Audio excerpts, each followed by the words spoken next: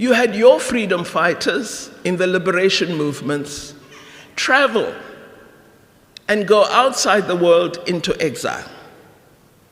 Many of them had never held a gun, had never been in underground, didn't know how to pile dynamite and ensure it can explode, didn't know how to wage a guerrilla war.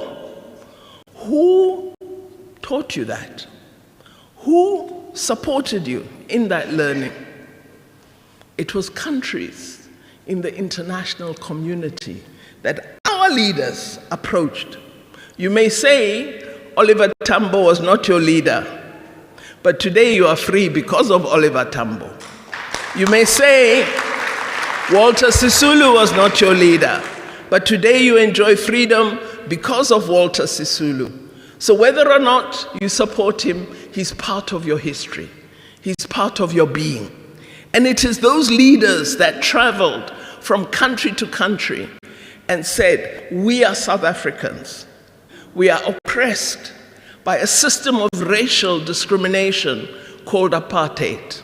We need your help in solidarity to assist us to wage our struggle for freedom. Country to country to country.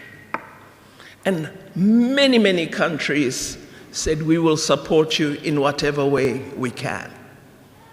Even countries that didn't have high levels of freedom or economic development, such as Palestine, said, we will train your people. We'll give you the little food that we have. We'll allow you to live in this camp. So, having coined this notion that when you have a struggle locally, you need international solidarity to support you to wage that struggle. You therefore cannot, having created this force, suddenly, because you are free, say, well, yes, there was international solidarity, you helped us, but now we are too busy developing our country to help you. That's not Ubuntu. That is horrible betrayal. And we could never, as South Africans, be like that.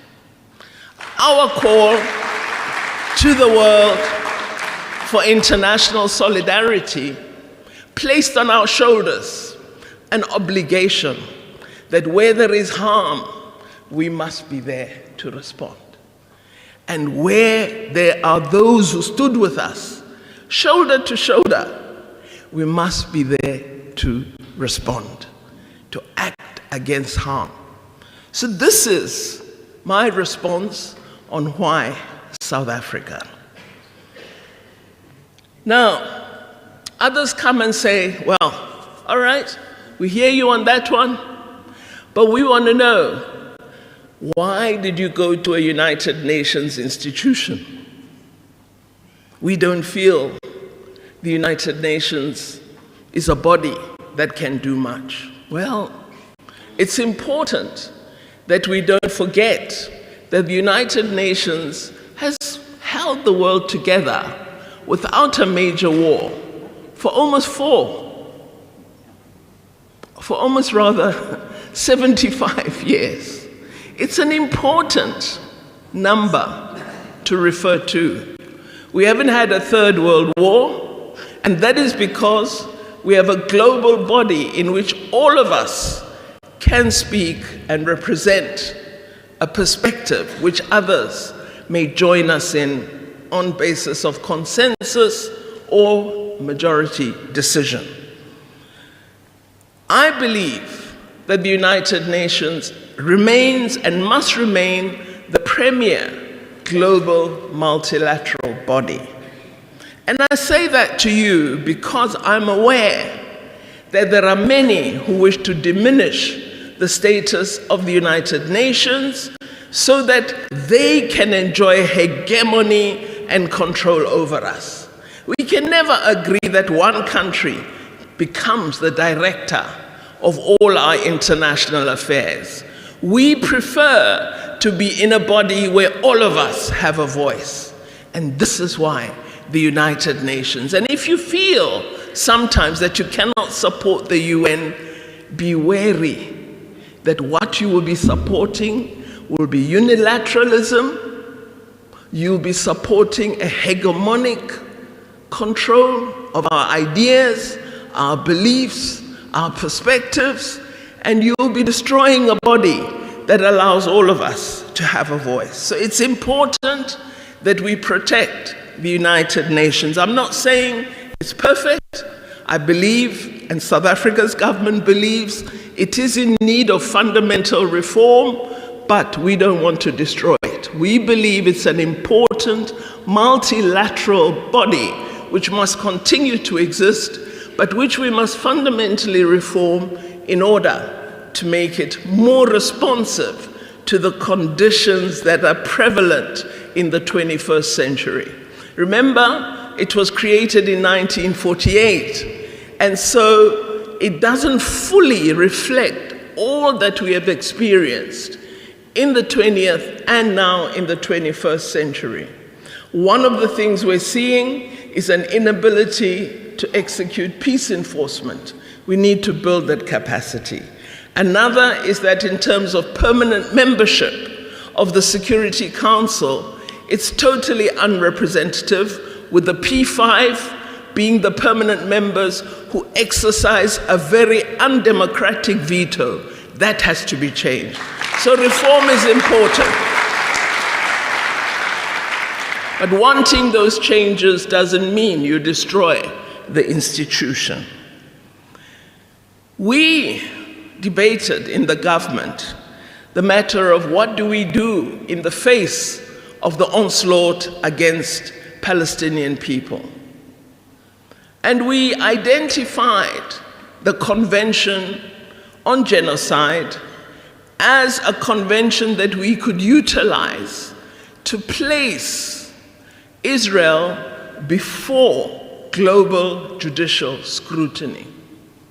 So we approached the International Court of Justice. One, we wanted to make the harm to the people of Palestine very obvious to the world. And two, we wanted the International Court of Justice to give us an indication whether they supported our view that genocide was being committed in Palestine. We knew that the court would not immediately be able to decide on the question of genocide, but we needed an indication from them.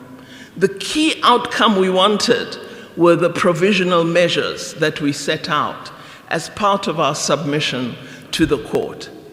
So you can imagine how we were holding our breath on that day in January when the court sat to deliver its decision. When the court began their summation of their order, and when they came to that second paragraph and said it is plausible that genocide is being committed in Israel, there was a Palestinian gentleman behind me. The way he squeezed my hand, I thought I would faint. When they went on and spoke to the provisional measures and agreed on almost all of them, and you would see we had near unanimous decision on all the measures, the gentleman was just holding my hand and squeezing it. Our senior lawyer, he was crying. We could not believe that in the international court we had achieved that level of agreement with the case that South Africa had brought.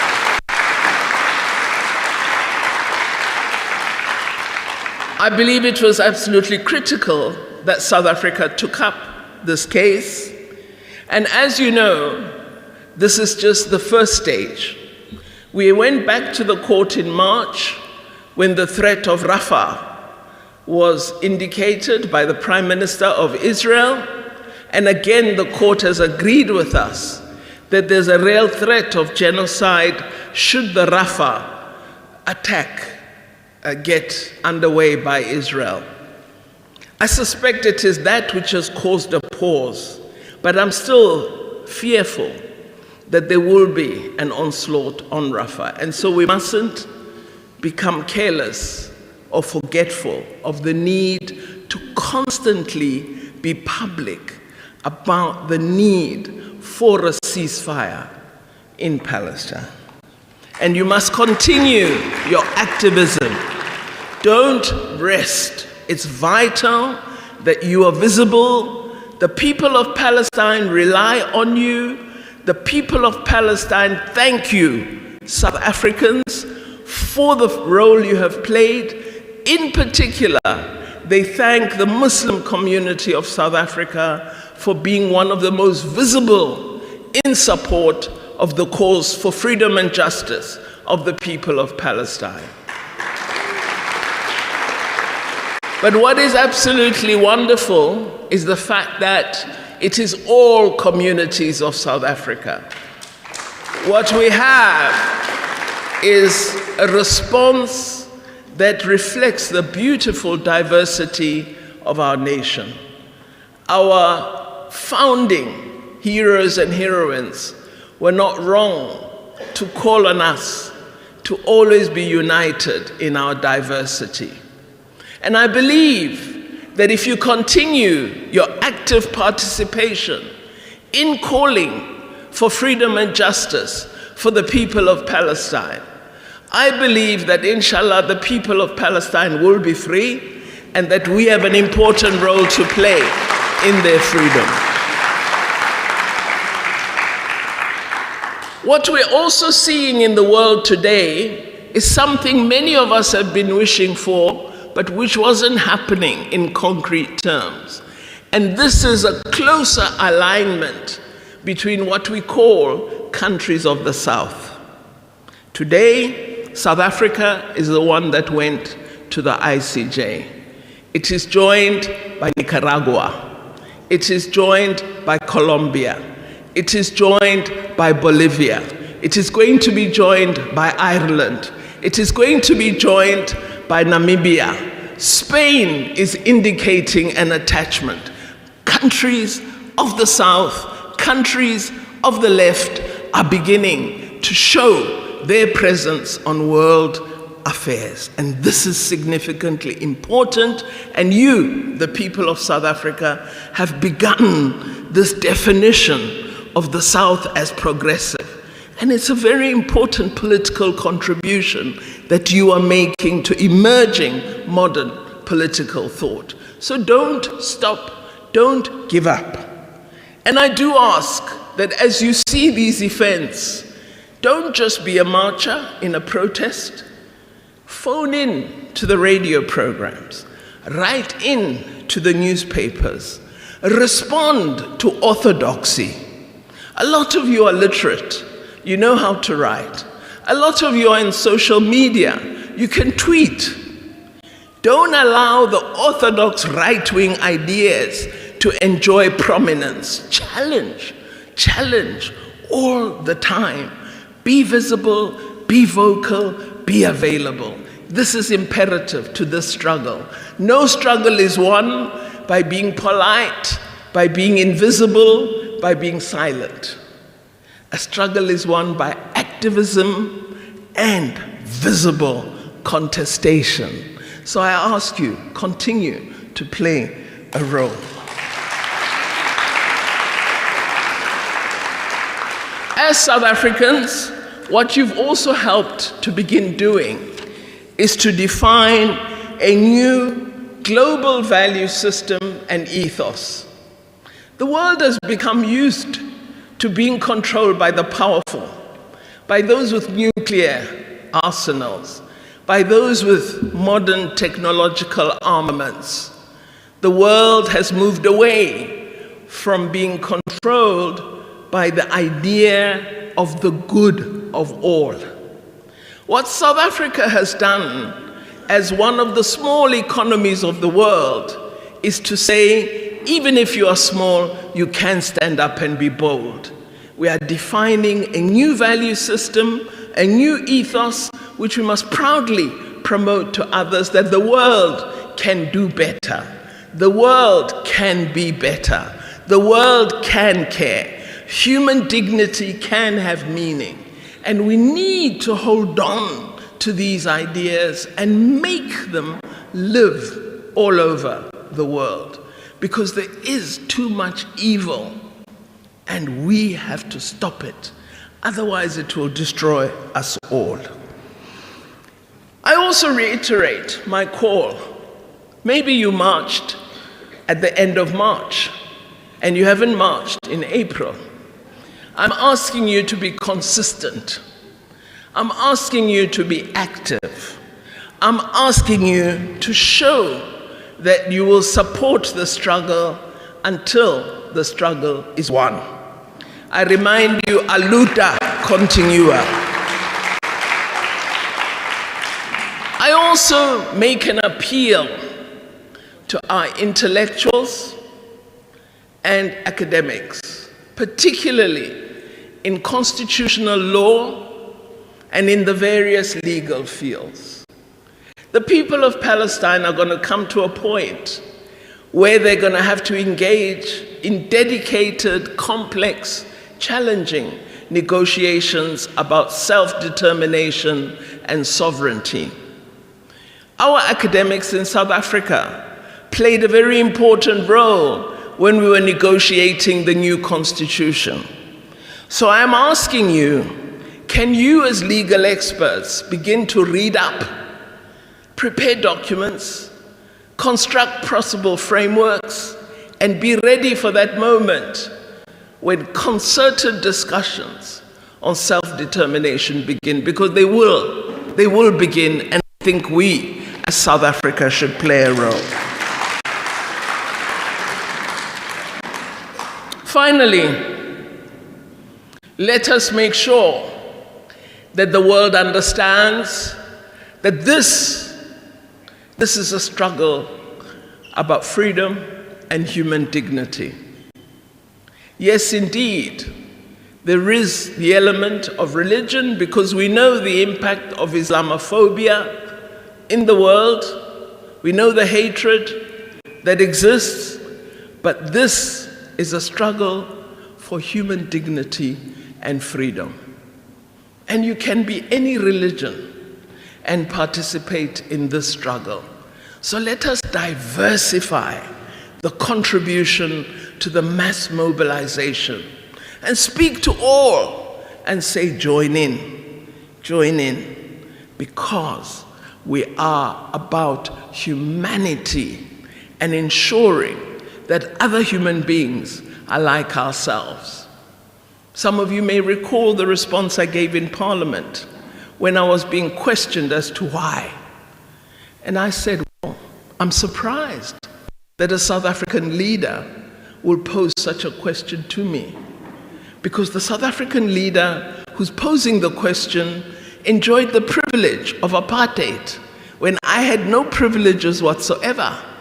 But I am part of those who said, we will negotiate and conclude toward building a united South Africa. And now that you enjoy the privilege of my magnanimity, you don't want to be magnanimous toward others. This freedom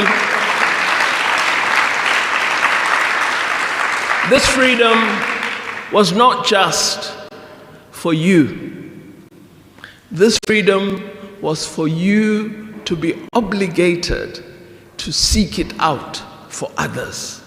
So that is what I hope all of us will appropriate. And when any person comes to you and challenges you and says, as they've said to me, why aren't you worried about this? Why aren't you looking at Africa?